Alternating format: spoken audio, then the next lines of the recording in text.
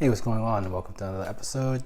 Today I want to actually talk about this app that I've been looking at for learning, and it's called Anki. And it's basically this app that you're able to pretty much like use a flashcard-like mechanism that you will put a word that you want, or a word or concept or phrase on one side of the flashcard, and then on the other side you can use like the meaning of the word, and then if you show the word, you can basically think of the meaning, or vice versa.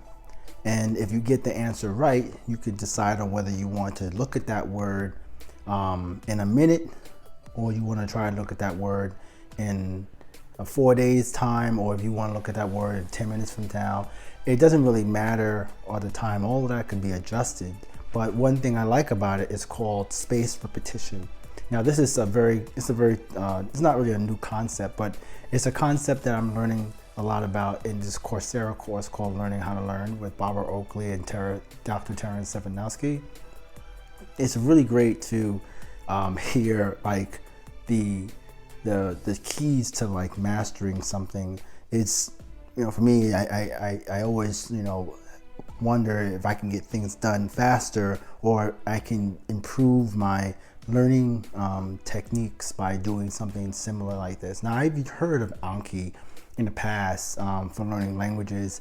I kind of had my own method where I would just like continue to learn different words in different subjects and whatnot. Like, just if I want to learn about business language, I would focus more on business movies or business videos or business literature, and I would just continue to keep doing this until I would understand a decent amount.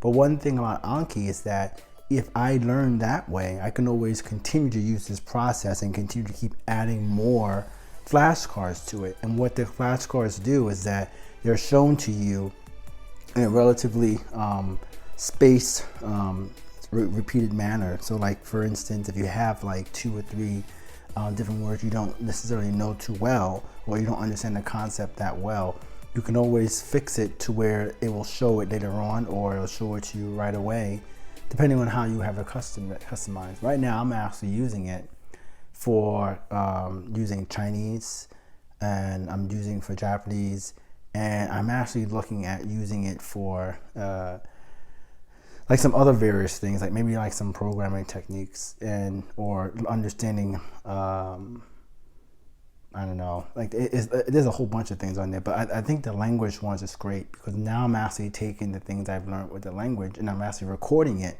and sharing with other people. So if you like these type of things, if you want to find out more about it, you could check out AnkiWeb.net, and it's free. You can download it for any of your Linux, Linux, Mac, or Windows. And then there's a mobile version for the iOS that costs like $24, $24.99, and you can use that. I think it's like a lifetime fee if you pay, that allows you to kind of like, it pays for their servers, it pays for them to make sure that you can upload your cards, your flashcard decks to the cloud, and be able to share it across different devices. So please check those things out, and